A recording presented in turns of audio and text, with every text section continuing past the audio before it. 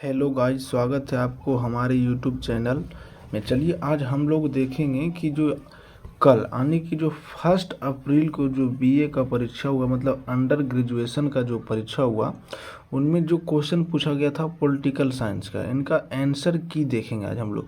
जो ऑब्जेक्टिव का जो पोर्शन था उसका आंसर की देखेंगे।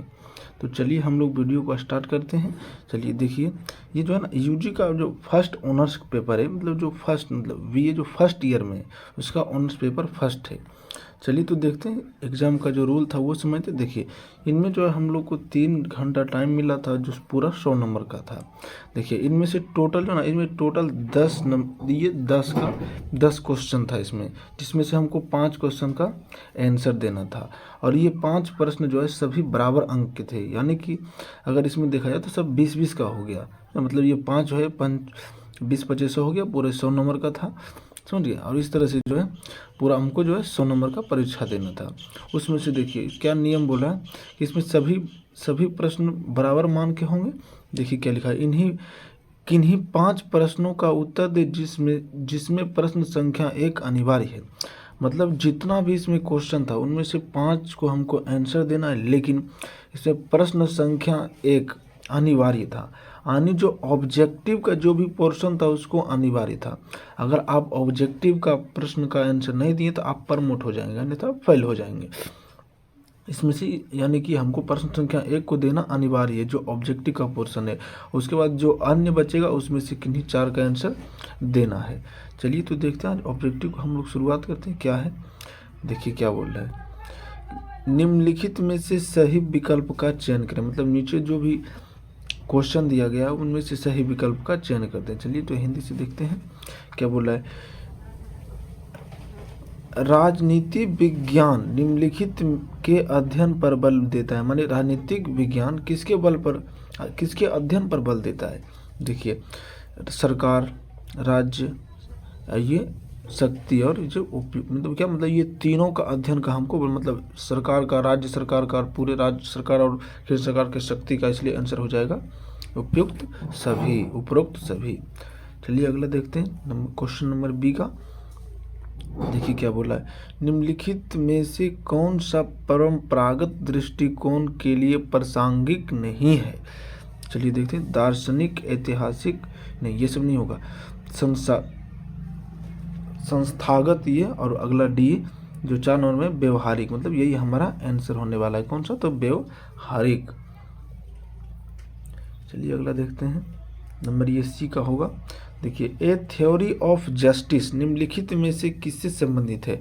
तो ये ए थ्योरी ऑफ जस्टिस ये जॉन रॉल्स से संबंधित है, ये इसी ने लिखा था, इसका थ्योरी यही दिया था। चलिए अगला देखते हैं क्वेश्चन नंबर डी का। निम्नलिखित में से कौन सा प्राकृतिक स्वतंत्रता का प्रमुख प्रतिपादक थे। मतलब प्राकृतिक स्वतंत्रता का प्रमुख प्रतिपादक कौन से, तो ये रूसो थे। इसका आंसर फर्स्ट हो जाएगा ए। चलिए अगला देखते हैं क्वेश्चन नंबर ई का। देखिए क्या बोल रहा है, ए ग्रामर ऑफ पॉलिटिक्स पुस्तक लेखक कौन है। मतलब ये ग्रामर ऑफ पॉलिटिक्स के लेखक कौन थे, तो इसका लॉस्की ही थे। मतलब इसका आंसर ए ही हो जाएगा। चलिए अगला देखते हैं क्या बोल रहा है,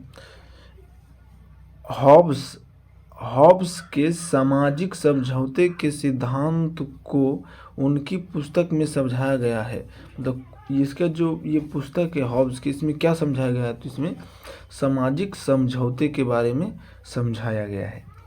चलिए तो अगला देखते हैं क्या बोल रहा है, राजनीतिक यानी कि पॉलिटिक्स शब्द की उत्पत्ति किससे हुई है। मतलब पॉलिटिक्स शब्द का उत्पत्ति किससे हुआ है, तो ये ग्रीक शब्द के पोलिस से हुआ है, यानी इससे बना है, तो इसका आंसर 2 हो जाएगा। चलिए अगला देखते हैं क्या बोला है, लोकतंत्र की सफलता निर्भर करती है। मतलब लोकतंत्र का सफलता किस पर निर्भर करती है, तो देखिए समय समय पर चुनाव होने वाले चुनावों का, ये भी हो जाएगा, मतदान पर, मतलब ये भी, और देखिए तीसरा चुनावों के प्रचार पर, ये भी, और ये उपयुक्त यानी कि उपयुक्त सभी हो जाएगा, यानी कि इसका आंसर डी हो जाएगा। चलिए तो अगला देखते हैं क्या बोल रहा है, स्वतंत्रता, समानता और बंधुत्व किस देश से लिया गया है। मतलब ये जो है ये नारा किस देश का है, तो ये नारा देखिए फ्रांस का है। तो ये नारा किस किस देश से? फ्रांस से। ये अपने देश के संविधान में भी लिया गया, तो ये फ्रांस से लिया गया है। देखिए अगला, ये देखिए इसका ये 2 होगा, यानी कि फ्रांस से। देखिए आगे क्या बोला है, निम्नलिखित में से कौन संविदावादी चिंतक नहीं है, मतलब संविदावादी चिंतक नहीं है, तो ये होगा वैथम, मतलब इसका आंसर 2 हो जाएगा। चलिए तो आगे देखते हैं। देखिए आगे ये मतलब ये नंबर जे तक, यानी कि पूरे 10 ऑब्जेक्टिव था इसमें, यानी 10 ऑब्जेक्टिव था और पूरे 2-2 नंबर का था, यानी कि ये पूरे 20 नंबर का ऑब्जेक्टिव मेरा था।